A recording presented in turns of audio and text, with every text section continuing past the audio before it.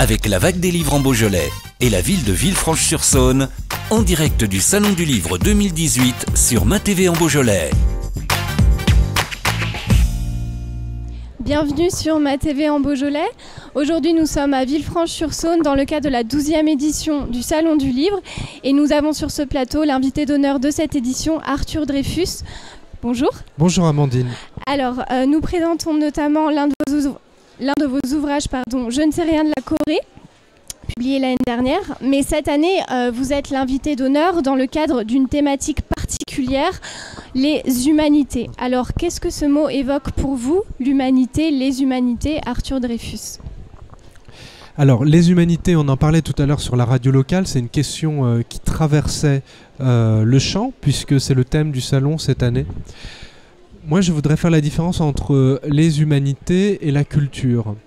Si vous voulez, vous le savez en tant que prof de lettres, les humanités, c'était tout ce qui permettait de constituer un homme, un humain, un homme au sens un homme ou une femme, mais c'était surtout un homme dans le passé, un peu de philosophie, de l'éthique, de la morale, de la littérature, de la poésie, tout ce qui permettait à quelqu'un d'avoir vraiment une vision du monde.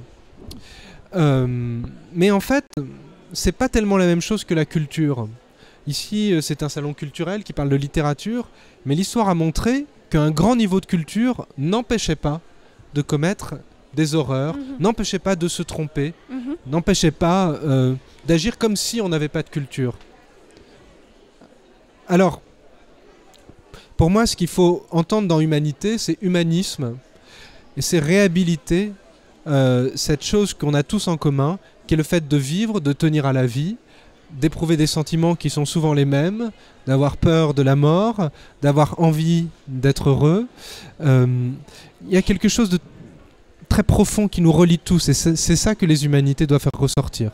Alors, est-ce que le voyage, par exemple, c'est une activité qui fait partie de ce qui nous rend humains et humanistes, puisque vous parlez de la philosophie, de l'éthique, mais il y a des choses plus, concrètes? Je pense complètement que le voyage est un des éléments qui nous rendent humains, parce que quand on part en voyage, on va chercher des différences. Et pour prendre le cas de la Corée, on imagine que les Coréens sont coincés derrière leurs robots, qu'ils sont fous de jeux vidéo. On imagine que les Japonais mangent des sushis et que les Chinois ne font que travailler. On part toujours avec des clichés. Et puis même quand on n'a pas envie d'accepter les clichés, quand on se trouve dans le pays, on juge avec nos yeux, qui sont très différents de ceux des gens. Et petit à petit, on est amené à comprendre en faisant un voyage que la personne en face de nous éprouve exactement les mêmes émotions que nous. Son rapport au travail est différent, son rapport à la sensualité, à la séduction, son rapport à la mort est différent. Mais ce qui fait qu'il ou elle est un humain, c'est fixe. Et quand on accède à cette fixité, on devient un peu plus humain, je pense. Donc, il y a effectivement des similitudes dans les personnes, dans les humains. Vous parliez tout à l'heure de littérature, de culture. Est-ce que l'éducation et la culture tiennent une place similaire en France et en Corée? Qu'est-ce que vous avez pu constater autour de ça?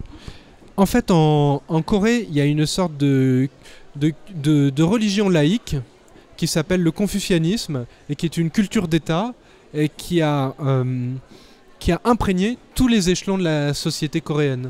Le confucianisme met en valeur l'autorité du vieux sur le jeune, l'autorité de l'homme sur la femme, l'autorité du professeur sur l'élève. C'est-à-dire c'est une société où tous les rapports sociaux sont conditionnés par la notion d'autorité. Après, la culture existe, mais c'est un pays évidemment elle existe, pays très renfermé sur lui-même, parce qu'ils ont été attaqués depuis 3 ou 4 millénaires par tous leurs voisins, colonisés, détruits, annihilés. Et donc ils se sont un peu renfermés sur leur propre culture. Alors tous les pays sont férus de leur propre culture, mais en Corée c'est particulièrement patent. On s'intéresse à la Corée avant tout, et après au reste du monde. Alors, on parle toujours d'humanité, d'humanisme. Pendant la préparation de ce salon, il a été question avec les bénévoles d'humanité et a surgi de cette définition, de ce mot, le mot transmission. Vous, qu'est-ce que vous essayez de transmettre à travers vos ouvrages, à travers votre travail aux jeunes générations ou même aux plus vieilles? Pour le livre Je ne sais rien de la Corée, j'essaye tout simplement de transmettre le sentiment au jour le jour de voyager dans un pays dont on ne connaît rien. J'arrive en tant que petit Français à Séoul, tout me semble étrange. Et c'est vrai, quand on voyage en Europe, ou même aux États-Unis, dans beaucoup de pays d'Occident, on n'a pas une impression de retournement total. En Corée, les rapports sociaux sont tellement différents de ceux qu'on peut connaître que tout est... J'essaye de transmettre une suite d'étonnements. Oui, d'ailleurs, c'est vraiment votre sentiment que vous traduisez et pas seulement ce que vous voyez, mais comment vous le vivez et comment vous le ressentez. Alors, pour terminer cette interview, vous ne saviez rien de la Corée, mais que saviez-vous du territoire dans lequel vous venez d'atterrir, le Beaujolais, la Calade? Est-ce que vous étiez déjà venu ici? Alors, le Beaujolais, ce que j'en savais, c'est qu'on m'a répété toute ma vie que les vins du Beaujolais n'étaient pas bons. Ça fera plaisir aux téléspectateurs. Jusqu'au jour où j'ai découvert de bons vins de Beaujolais, où je me suis rendu compte que je n'aurais pas dû écouter les clichés. Non, vous voyez, quand même. Ça marche même pour nous. Et ça marche même pour vous. Et donc voilà, c'est toujours une affaire d'amour du métier et d'amour de la pratique. Et quand on fait les choses bien, on fait de bons produits. Donc ça, je l'ai vraiment constaté avec les vins de Beaujolais. Et puis...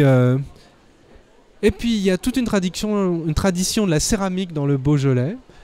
Car je peux vous dire que j'ai fait des travaux chez moi et j'ai acheté des carreaux peints à la main selon une tradition antique qui s'appelle céramique du Beaujolais et qui se trouve à Villefranche-sur-Saône et qui crée des faïences comme on en faisait au Moyen-Âge. Donc pour moi, je pense au Beaujolais tous les jours. Merci pour cette découverte, merci pour votre présence et pour votre bienveillance sur notre territoire. Et puis à bientôt, Arthur Dreyfus. Merci.